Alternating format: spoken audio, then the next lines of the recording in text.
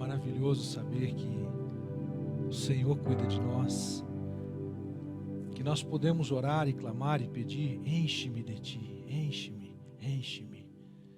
Espero que essa canção no seu coração tenha sido uma oração sincera e verdadeira, uma oração de entrega, de consagração, uma oração onde você faz diariamente.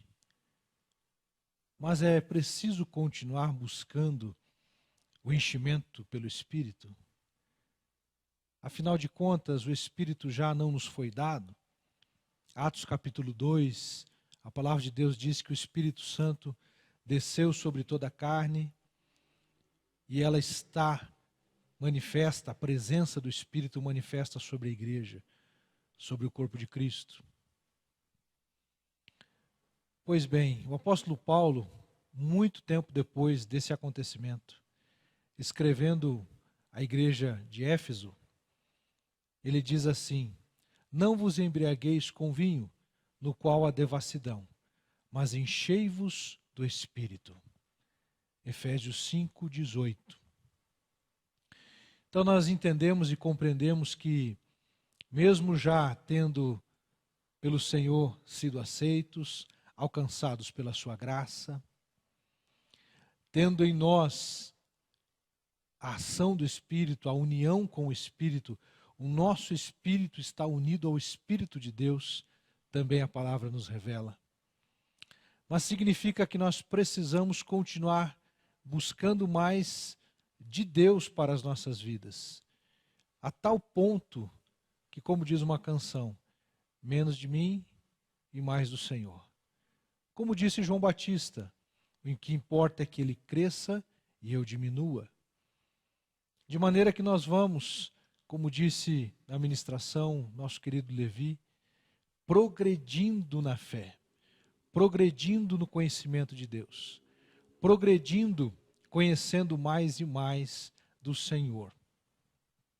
Hoje pela manhã nós abordamos uma temática baseada no texto de Atos, finalzinho do capítulo 7, entramos no capítulo 8, os versos 1 e 2. Destacamos o momento em que os discípulos eles são dispersos por causa da perseguição dada em Jerusalém, que tem como mártir Estevão. E a partir dali os cristãos então se dispersaram pregando o Evangelho. E o texto na sequência que nós lemos foi Atos capítulo 11, verso 19. E eu recapitulo o texto para que a gente possa partir para o capítulo 12 logo em seguida. Os que foram dispersos pela tribulação que se deu por causa de Estevão foram para Fenícia, Chipre e Antioquia, anunciando a palavra apenas aos judeus. E o texto prossegue dizendo que então Deus despertou, e nesse movimento da igreja, e é fantástico, uma das coisas que me chama muita atenção no livro de Atos é a igreja em movimento. A igreja ela não é estática. A igreja ela não pode ser estática, porque a sua natureza não é estática. A sua natureza é orgânica, é espiritual.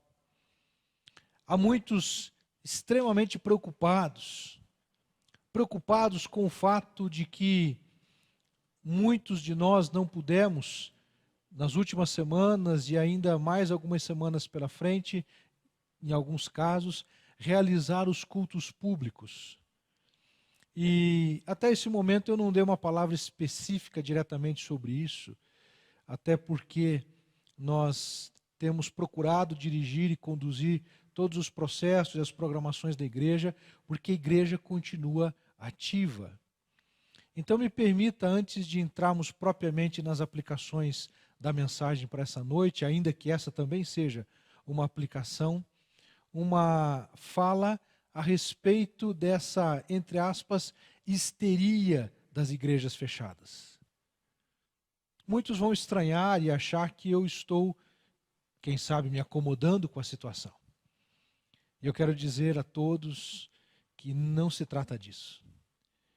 Eu tenho muita paz no meu coração, sinto sim muita falta da comunhão presencial, do olho no olho, do contato. E não apenas de estar a 1,5 metros da pessoa, mas de abraçar, de dar as mãos, de ser igreja, organismo, corpo de Cristo, que na afetividade também é demonstrado. Isso sim é algo que o nosso coração sente muita falta. Mas, queridos, quando nós olhamos para o texto bíblico, nós vemos a igreja em movimento. Nós não vemos uma igreja presa em templos. A igreja do Novo Testamento não foi uma igreja aprisionada em prédios.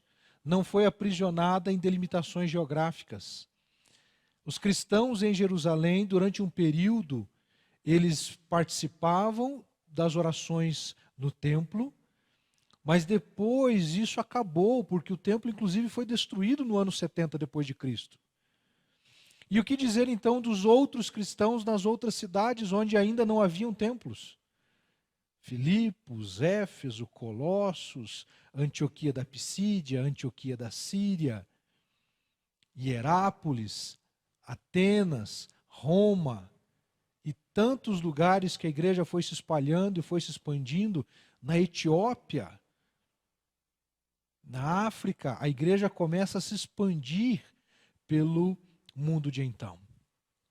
E naqueles primeiros anos, naquelas primeiras décadas, não haviam prédios como nós temos hoje e como foram construídas catedrais no decorrer dos séculos. Então é importante nós lembrarmos desse princípio. A igreja não está fechada, porque a igreja nunca esteve fechada. A igreja não é um prédio. Então eu não posso dizer que o prédio fechado é a igreja fechada. Pelo contrário. Quando nós levantamos alguns números apenas para mensurarmos e analisarmos todo o trabalho que tem sido feito de modo online, ficamos alegres, surpresos com o número de pessoas que têm visualizado, que têm participado, que têm sido abençoado. Se eu pudesse, queridos, eu queria ler aqui, e em um outro culto eu pretendo fazer isso. Quem sabe vamos fazer um culto bem diferente e ter uma interação muito maior, mas eu quero ler muitas mensagens que nós temos recebido. Temos recebido mensagens nos canais da igreja, eu tenho recebido mensagens nos meus contatos particulares, de pessoas da nossa igreja, pessoas que não são da nossa igreja. São muitas as mensagens dizendo: muito obrigado pelas palavras, muito obrigado pelos cultos, muito obrigado porque nós estamos sendo abençoados. Isso é fantástico, queridos. Então, quando eu olho para esse texto maravilhoso da palavra de Deus, mais uma vez eu volto nesse ponto. A igreja no Novo Testamento estava em movimento. Assim nós hoje também estamos, nos movimentando através e por meio das ondas que a internet propaga. Aonde chega o sinal, em qualquer parte do mundo, nós podemos louvar, adorar, bendizer e envolver pessoas na pregação do Evangelho. Recebi, inclusive, uma mensagem de uma pessoa escrevendo em inglês num dos canais, interagindo conosco a respeito de ter visto a mensagem. São coisas que nós não mensuramos, mas o Senhor conhece, porque a palavra de Deus não volta vazia. Quero convidar você então a acompanhar comigo a continuidade do texto. Nós vamos agora a partir do capítulo 12 de Atos, e eu quero, ao ler esse texto, pedir que você preste muita atenção. Você estará acompanhando a leitura que estarei fazendo, que se encontra em Atos capítulo 12, e mais uma vez eu estou lendo na Bíblia Almeida século 21, uma tradução que eu gosto muito, uma tradução muito séria, muito pautada, equilibrada, e tem sido uma bênção na minha vida, nas ministrações. Convido você a acessar. Você pode fazer isso de modo online. Você pode entrar no site da editora Vida Nova e você vai clicar ali, Bíblia Online, dentro do site da editora Vida Nova.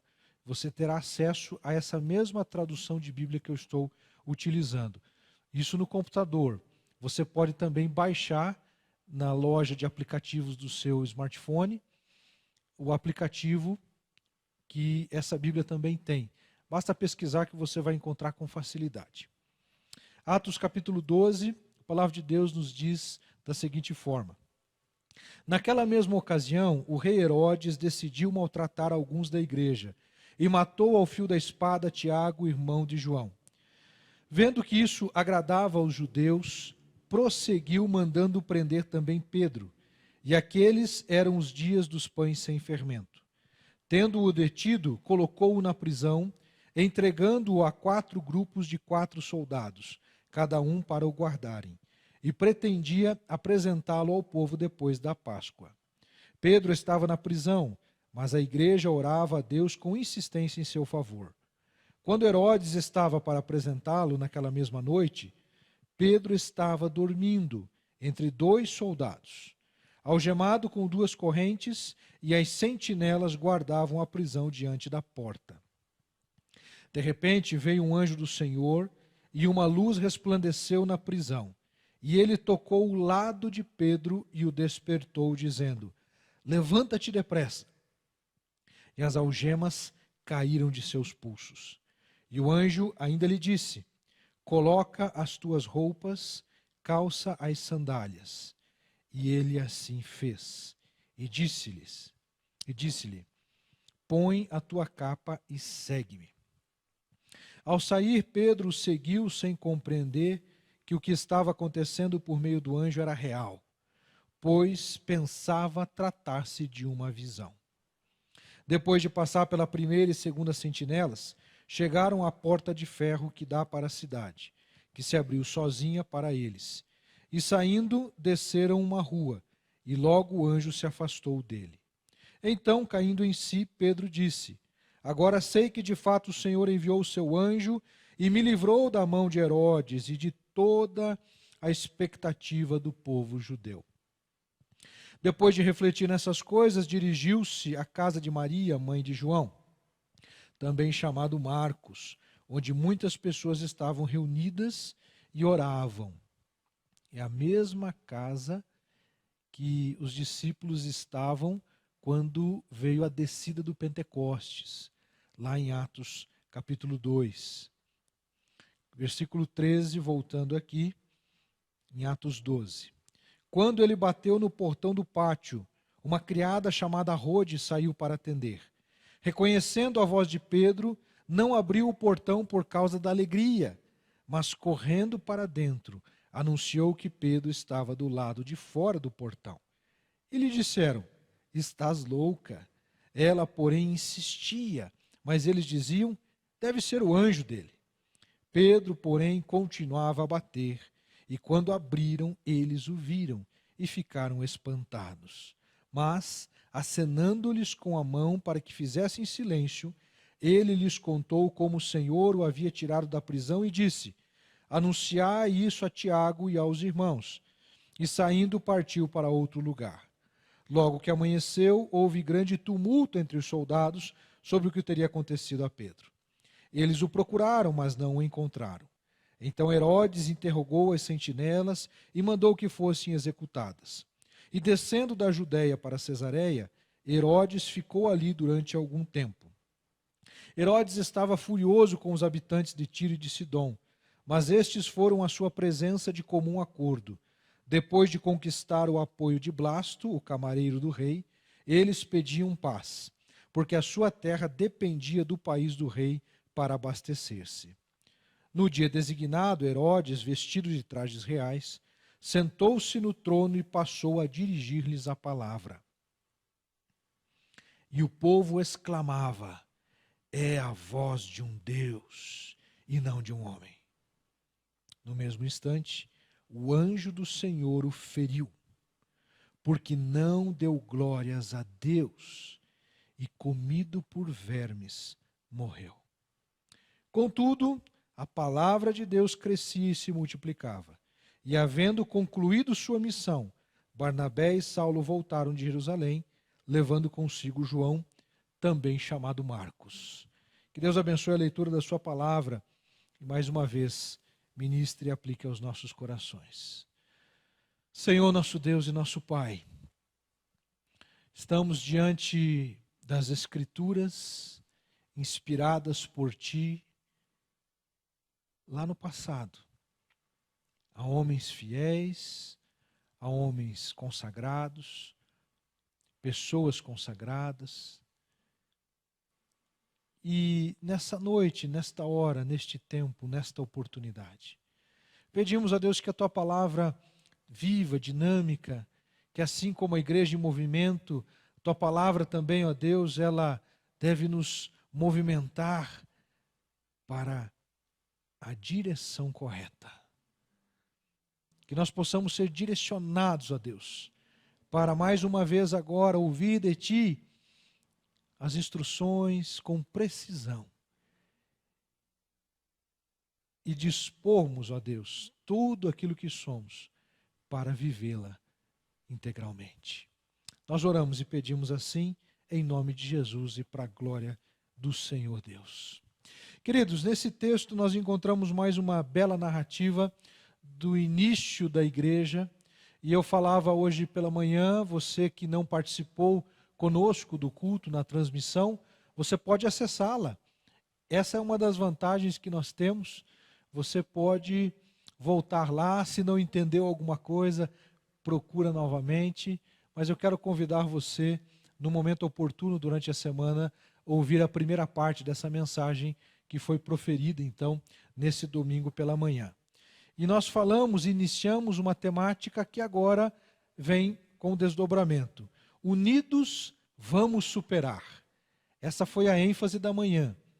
E eu tomo posse dessa expressão para agora, acrescentando uma segunda designação. Unidos, vamos superar se perseverarmos. Sim, existe uma condicional. Se perseverarmos. A perseverança é uma das características do povo de Deus na história. A igreja triunfante persevera. Persevera em meio às tribulações, às dificuldades. E nós precisamos olhar para o texto e identificarmos, assim como nós vimos no capítulo 11, uma igreja que passou por perseguições, enfrentou a morte de muitos dos seus líderes, de muitos dos cristãos daquela época. Eles também enfrentaram o processo de escassez, a fome que assolou a Judéia na época em que Cláudio era o imperador. Cláudio, o imperador romano. O importante é nós considerarmos e identificarmos, queridos, que a igreja, ela mesmo naquele tempo, sob severa tribulação, prosperou, avançou, a avançar. Meus queridos, não poderia deixar de ser essa frase que nós tanto gostamos e tanto utilizamos. Vamos avançar. Unidos vamos superar se perseverarmos, avançando mesmo sob ataque. Precisamos avançar mesmo sob ataque. Não importam quais sejam as dificuldades, a obra não pode parar. O evangelho não pode parar de ser pregado. Nós não podemos parar, meus irmãos, de pastorear, de discipular, de caminhar com pessoas. Precisamos nos adaptar às circunstâncias, mas mesmo sob ataque, a igreja avança. A igreja não retrocede, ela avança. Erroneamente, alguns acham que estar com as portas de um prédio fechado é um retrocesso. Meus queridos, é um impedimento dentre vários outros, mas nós não paramos por causa disso, nós avançamos. Avançamos pela graça, bondade e misericórdia do Senhor. A obra não para. O evangelho precisa ser anunciado. Precisamos avançar mesmo sob ataque. Lemos aqui no capítulo 12, os versos de 1 a 4, uma severa perseguição a ponto de Tiago, irmão de João, ter sido morto por causa de um rei contrário ao evangelho, contrário à fé cristã. E isso nos ajuda a entender, meus queridos, que sempre existirão aqueles que vão se levantar contra. vão se levantar contra o Evangelho, vão se levantar contra a mensagem de Jesus, vão se levantar contra a igreja. Isso não é novidade. Deputado, plano, projeto de lei número tal. Meus queridos, não importa o que seja, quem seja, a igreja pertence a Jesus Cristo. Jesus morreu por ela, Jesus morreu por nós, Jesus ressuscitou, está vivo, Ele reina, a igreja reina com o Senhor Jesus. E precisamos avançar, mesmo sob ataque. Mesmo sob ataque. Além da morte de Tiago, nos diz o texto bíblico que Pedro foi também preso. É interessante observar que Herodes, o opositor naquele tempo, decidiu maltratar alguns da igreja. Interessante essa observação do versículo 1 do capítulo 12. Antes de mandar matar a Tiago, ele mandou maltratar alguns da igreja, ou seja, simplesmente torturar pessoas. Não se dando por satisfeito, matou ao fio da espada Tiago, irmão de João. Vendo que isso agradava aos judeus, verso 3, prosseguiu mandando prender também Pedro, e aqueles eram os dias dos pães sem fermento, momento em que eles celebravam a Páscoa judaica. Então nós temos aqui 3 tipos de perseguição e de ataque contra a igreja. O maltratar cristãos, nós também passamos por isso hoje, numa certa medida, e a nível mundial, nós temos a intensidade de ataques contra a igreja, maiores ou menores, mais intensos ou mais brandos. Tem países fechando igrejas cristãs. Tem lugares em que grupos radicais têm assassinado cristãos. Tem lugares em que a perseguição é mais velada, mas ela continua ali, está presente. Alguns casos são mais difíceis de serem administrados, como foi o caso da morte de Tiago, irmão de João. E eu aproveito, meus queridos, para fazer aqui uma rápida reflexão, porque muitas vezes nós somos confrontados com a seguinte afirmação: isso já aconteceu comigo, possivelmente já tenha também acontecido com você. Você está passando por alguma dificuldade, por alguma luta? Eu lembro que eu tive o carro roubado quando eu fazia o seminário. Na época, a Faculdade Batista chamava-se Seminário Teológico Batista do Paraná. Era onde nós preparávamos obreiros e continua sendo até hoje. Inclusive, tenho o privilégio também de lecionar hoje na nossa faculdade. E naquele tempo em que eu era aluno, há alguns anos atrás, né, mais de 20 anos lá se vão, naquele tempo o meu carro foi roubado. Eu utilizava o carro para servir a igreja que eu estava dirigindo na época como líder. A igreja que eu congregava, a igreja mãe, nos colocou numa congregação, um grupo menor, ali no bairro do Campo Comprido, em Curitiba. Hoje a Igreja Batista Plenitude, igreja abençoada com o pastor Jonathan Lebedieff, que lá está. E naquele tempo, então, eu parei o carro em frente à faculdade e depois de algum tempo descobri que o carro tinha sido roubado. Aí lá na empresa, um dos rapazes que trabalhava comigo disse assim: ué, você não é crente? Você não está lá pregando o evangelho? Como é que pode Deus permitir que o teu carro fosse roubado? Por que Deus não guardou teu carro? Então são algumas provocações que vêm até nós.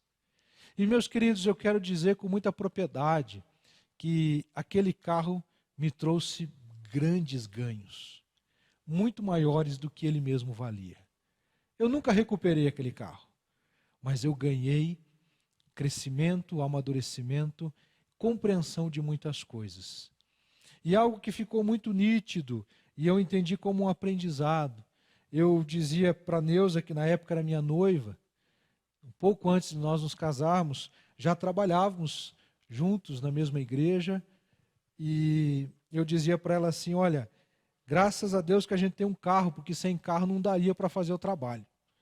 Não daria para fazer aquilo que nós fazíamos na época, que eram as visitações, acompanhar as famílias e assim por diante. Poucos dias depois eu fiquei sem carro. E sabe o que eu descobri? Que eu pude continuar fazendo a obra mesmo sem carro. Porque, meus queridos, não importa. Às vezes nós ficamos reclamando daquilo que não temos. Inclusive dizemos assim, Deus, quando eu tiver um carro eu vou sair fazendo visitas. Quando eu tiver uma casa eu vou fazer uma célula, um pequeno grupo. Quando eu tiver dinheiro eu vou comprar uma cesta básica. Quando eu tiver isso, quando eu tiver aquilo. Está errado, a lógica está errada. Eu olho para o momento que eu estou e a partir do que está acessível hoje, eu coloco à disposição do reino. Deus olha para aquele que se lança no pouco, aquele que é fiel no pouco, sobre o muito ele nos coloca. É princípio da palavra.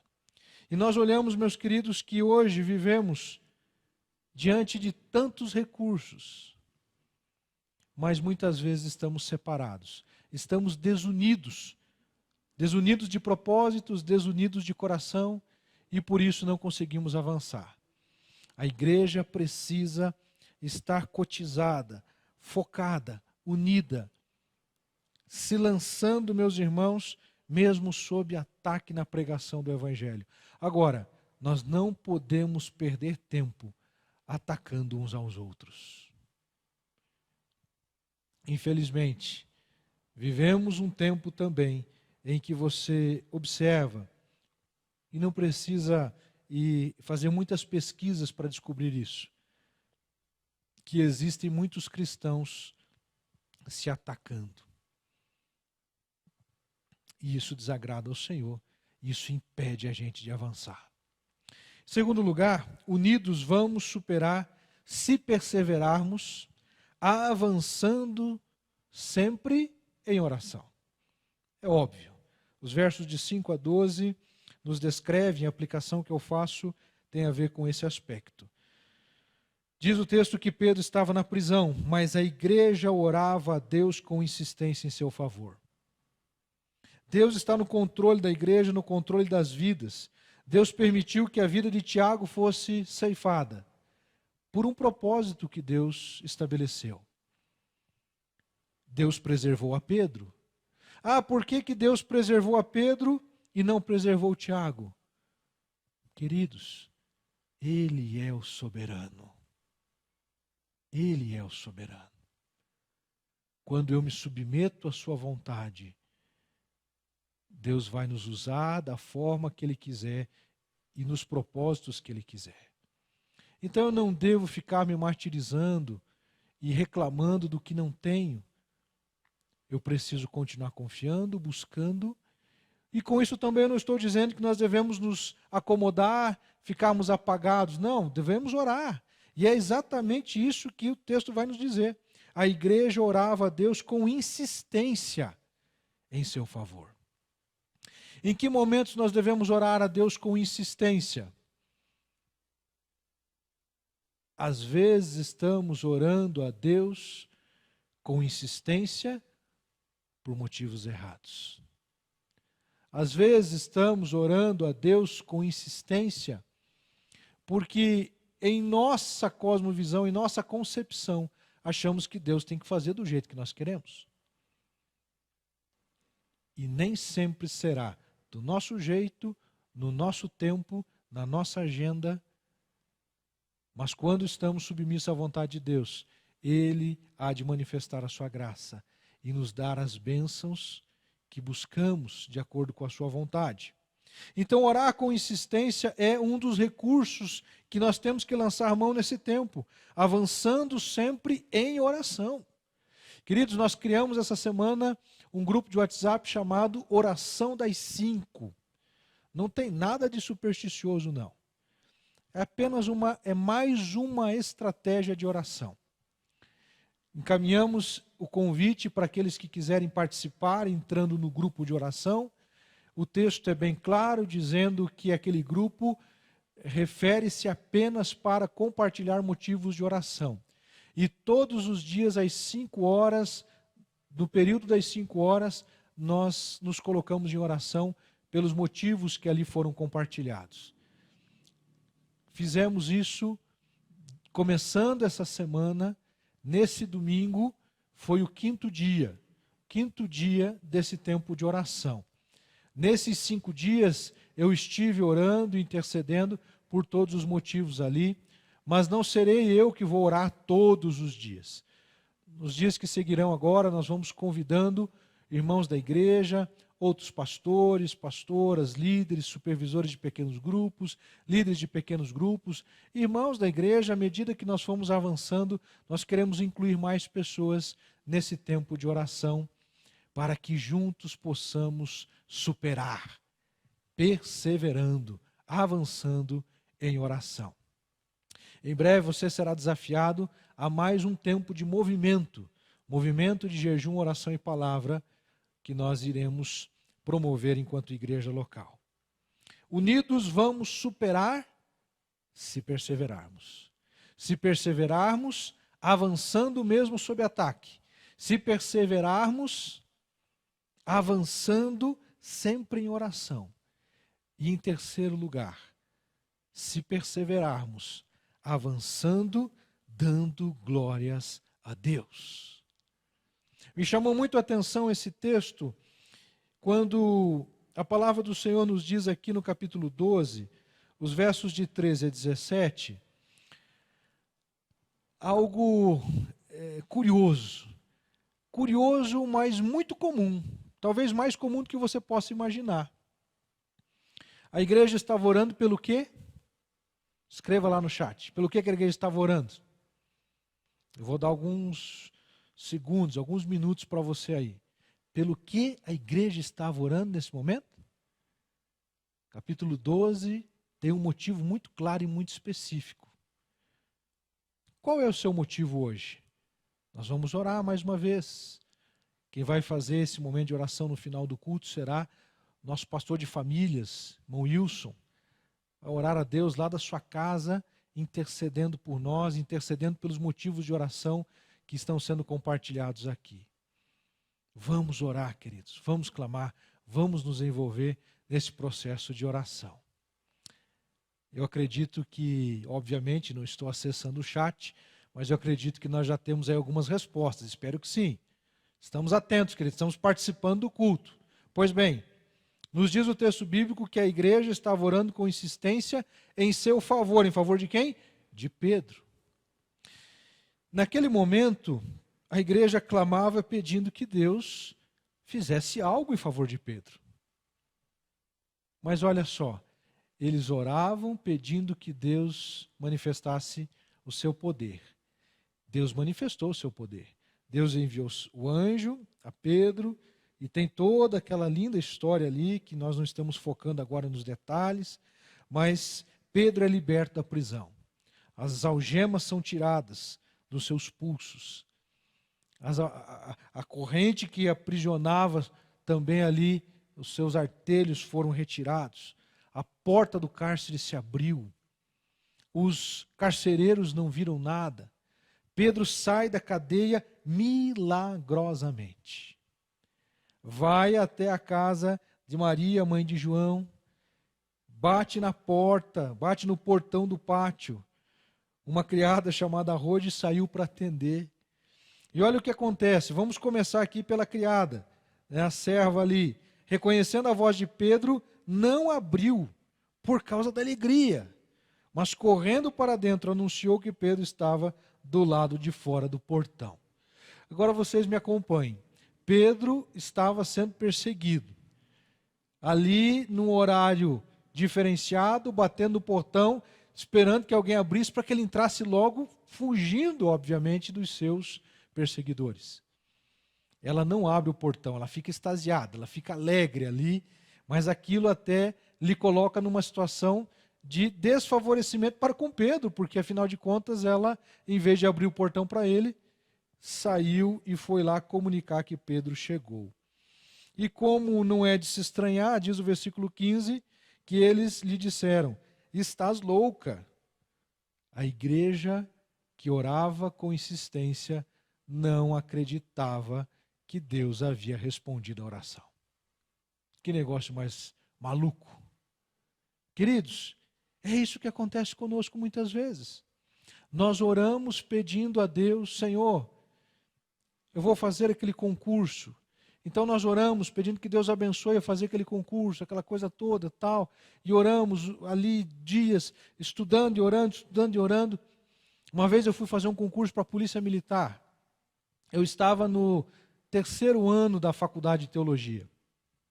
E eu entendia naquele momento que seria adequado eu ter um emprego que me oferecesse o sustento. Naquele momento eu estava muito propenso a ser aquilo que a Bíblia chama de fazedor de tendas, levantar o seu próprio sustento para poder fazer missões e assim por diante. E eu resolvi fazer o concurso da Polícia Militar.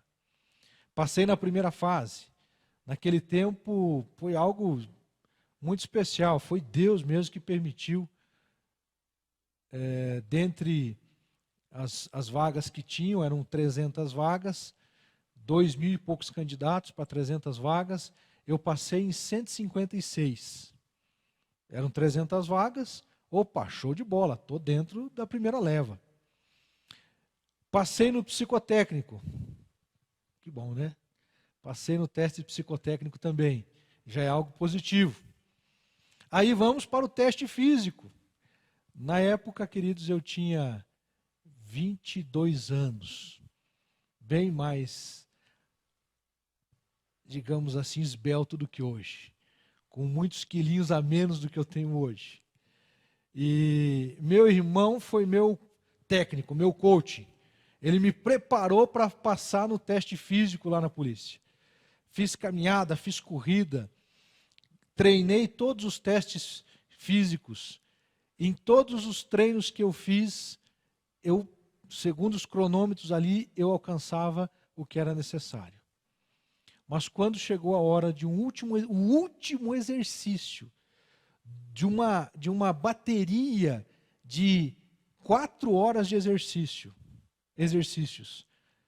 4 modalidades diferentes, eu não lembro detalhadamente, corrida, enfim.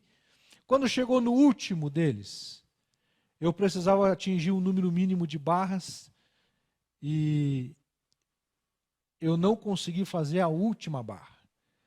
Eu chegava até na ponta do queixo, mas não conseguia colocar o queixo para cima. Eu suspendia o corpo, voltava, eu fiz isso por 3 vezes. E aí acabei descendo do suporte e o policial já fez o sinal assim, ó, vai para aquele lado. Aí eu já entendi. Aquele lado não deu. Não passei naquele teste. Pensa num cara indignado. Pensa numa frustração. E pensa em alguns questionamentos. Falei, Senhor, estava tudo certo, eu passei em todas as etapas, só faltava isso. Inclusive eu, enquanto estava fazendo a barra ali, eu falei, Senhor, dá uma ajudazinha aqui, falta pouco. Eu poderia continuar naquela minha frustração, mas eu preferi entender que Deus tem um propósito, que Deus tinha um propósito diferente. E eu pude perceber, e claramente, depois de tantos anos passados, que não era aquele o lugar que Deus queria para a minha vida. Deus me queria em um outro lugar, de uma outra forma, servindo a Ele de outra maneira. Mas às vezes nós insistimos com algumas coisas. Precisamos estar debaixo da direção de Deus e crer que Ele está conosco. E para fechar toda essa história que eu contei, eu dizia o seguinte, eu estava orando pedindo para que Deus me aprovasse no teste. Eu fui reprovado. Mas eu lembro várias vezes que eu orava também dizendo assim, e nesse aspecto, quem orou com muito mais fé, eu acredito, foi minha mãe, a minha esposa e o meu pai, que dizia assim, nós não queremos que você passe nesse negócio. Então eu espero em Deus que você não passe. O fato é, queridos, que eu orei pedindo que fosse feita a vontade de Deus. Quando eu recebi a negativa, eu questionei. Mas é aí o momento em que eu quero chegar. Eu não estava orando pedindo que fosse feita a vontade de Deus? Se eu fiz a minha parte, eu me dediquei, não foi possível, eu entendi, e nós deveríamos entender, que a vontade de Deus, ela sempre será boa, perfeita e agradável. Amados, nós devemos orar e estarmos dispostos para esperar a resposta que vem da parte de Deus, dando glórias a Ele. Naquele momento, a forma de retorno que a igreja deu, que os irmãos deram, foi de certa forma um tanto quanto de incredulidade. Eles não reconheceram totalmente a mão de Deus.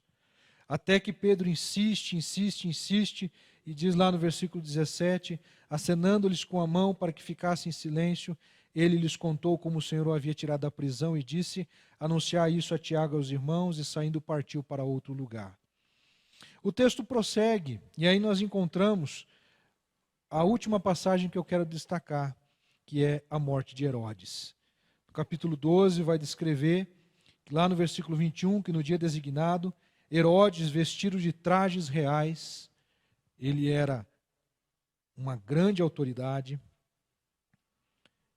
ele se apresenta, senta-se no trono e passa então a falar com as pessoas que lá estavam. Aquele cenário, aquele conjunto de situações, fez com que o povo olhasse para Herodes e visse nele algo que ele queria ser reconhecido. Diz assim o versículo 22, e o povo exclamava, é a voz de um Deus e não de um homem. No mesmo instante, o anjo do Senhor o feriu, porque não deu glórias a Deus. O anjo o feriu, porque não deu glórias a Deus.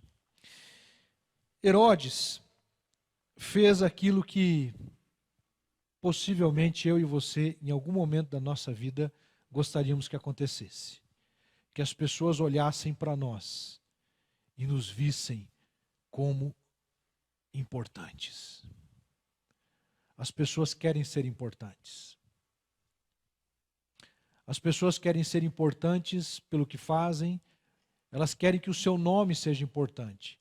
A Torre de Babel foi construída e diz o texto bíblico que os construtores disseram, queremos que o nosso nome seja reconhecido.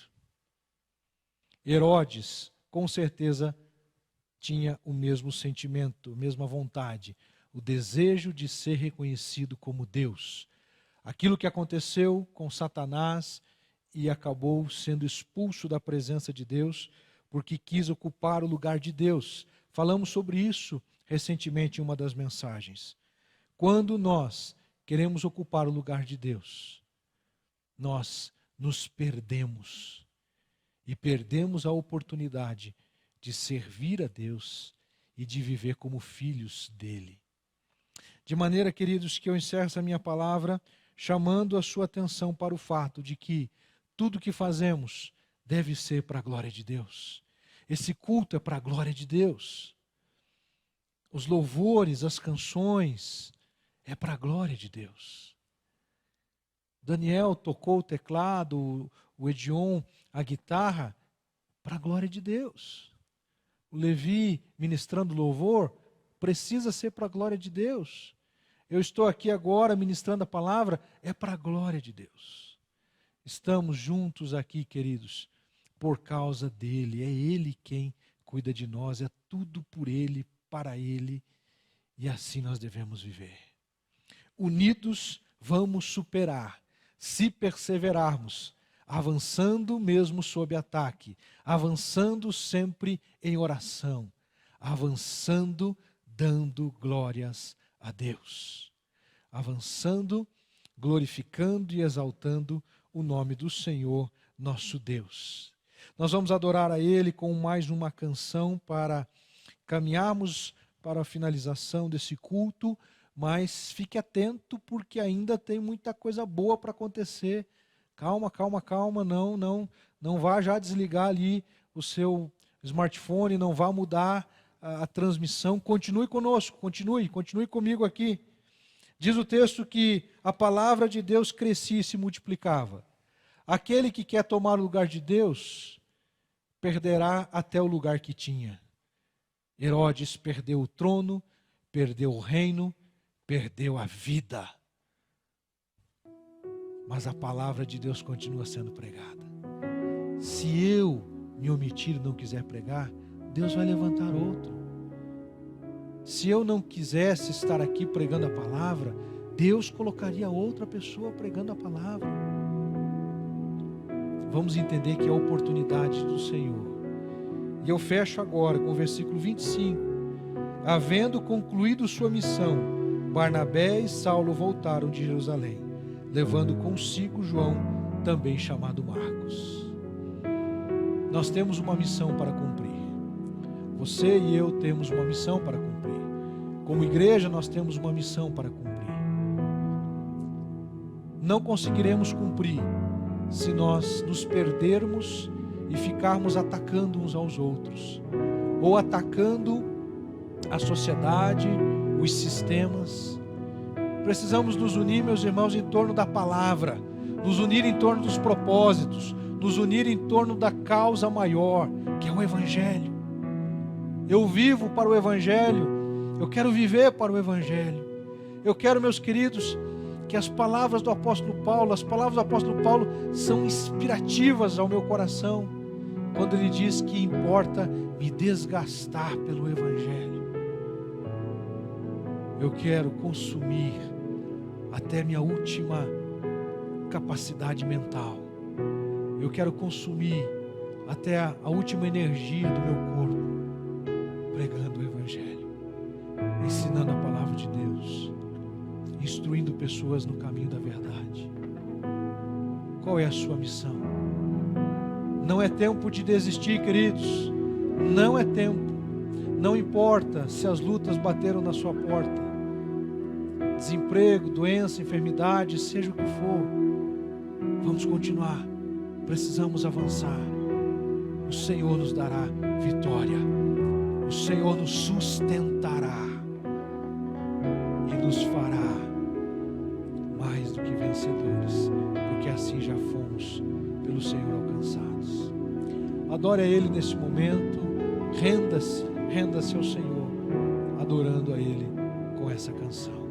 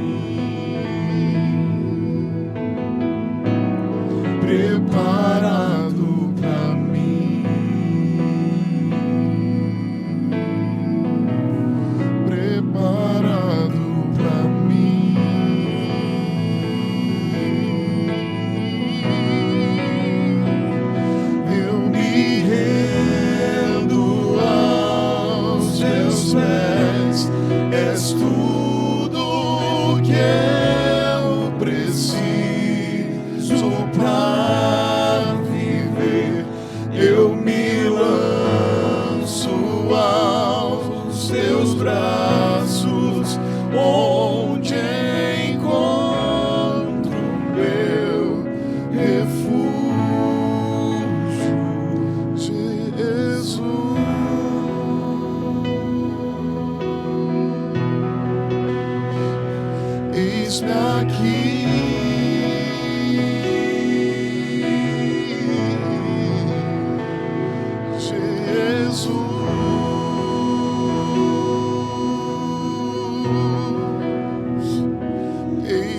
aqui.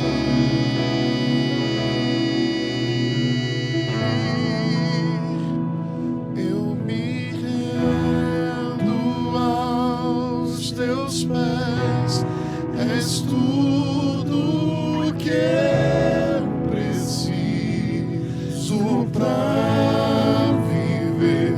Eu me lanço aos teus braços, onde encontro meu refúgio.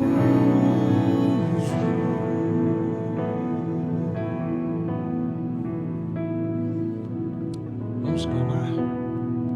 Quero convidar você para juntos clamarmos ao Senhor nessa hora. Senhor, nosso Deus e nosso Pai, nós nos colocamos como igreja do Senhor em oração, assim como a tua igreja se colocou em oração em favor de Pedro, e o Senhor o libertou da cadeia, o Senhor o libertou dos grilhões, o Senhor o libertou das algemas. Há tantos hoje, ó Pai, espiritualmente escravizados, acorrentados em pecados, acorrentados em práticas abomináveis, acorrentados dentro de si mesmos. A alma está gritando. Vivemos dias em que tantos estão doentes da alma, com as suas emoções desequilibradas, com as suas emoções totalmente, ó Deus, descontroladas. Ó Deus, tem misericórdia. Tem misericórdia, Pai, e visita agora, Senhor, aquele que está, ó Deus, encarcerado. Quebra, Deus, quebra os grilhões, solta as algemas, que esta pessoa passe a andar, Deus, porque o Senhor a levanta, o Senhor a sustenta, o Senhor a impulsiona. Senhor, em nome de Jesus, nós clamamos para que o Senhor liberte os encarcerados de espírito. Liberte, ó Deus, aqueles que estão aprisionados a espíritos malignos. Traz, ó Deus, luz dissipando todas as trevas. Traz, ó Deus, libertação. Aquelas famílias, aqueles lares que estão passando por crises de relacionamentos. Homens violentos, mulheres histéricas, crianças desorientadas, rebeldes. Oh Deus, em nome de Jesus, visita estas famílias, visita estas casas, promove transformação, Pai. Cura as nossas famílias, cura nossos casamentos, cura, Pai, os relacionamentos entre pais e filhos. Visita, ó Pai, aquele adolescente, ó Pai, dependente da tecnologia, aquele adolescente, ó Deus, que vive enfurnado, ó Pai, em quatro paredes, não interage com os seus familiares, apenas interage de modo digital. Deus, que o Senhor traga libertação, traga, ó Deus, instrução. É muito bom, sim, utilizarmos os recursos, mas desde que possamos utilizar, ó Deus, para coisas saudáveis, para promover o bem, para pregar o Evangelho, para falar do amor e não de ódio, para falar de graça e de paz, para que sejamos, ó Deus, instrumentos, ó Deus, de unidade em nossa casa. Que como pai, como marido, eu seja, ó Deus, um catalisador da unidade. Que as esposas, ó Pai, sejam catalisadoras de unidade. Que os pais, os responsáveis, sejam catalisadores da unidade, do amor, da graça e da paz. Que tenhamos harmonia em nossos lares. Clamamos, porque, ó Deus, o mundo está um caos. Está um caos que a Covid-19, na verdade, ó Deus, está revelando outras doenças. Ela está colocando em evidência outras enfermidades,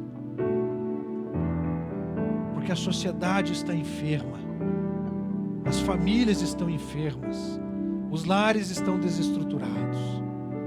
Tem misericórdia, ó Deus. Que sejamos voz profética para esta nação, que sejamos, ó Deus, voz de unidade, que possamos, ó Deus, trabalhar pela unidade, pela união. Unidos vamos superar, perseverando, avançando, mesmo sob ataques, avançando sempre em oração, avançando, dando glórias a Ti. E a Ti nós rendemos toda a glória, toda a honra e todo o louvor.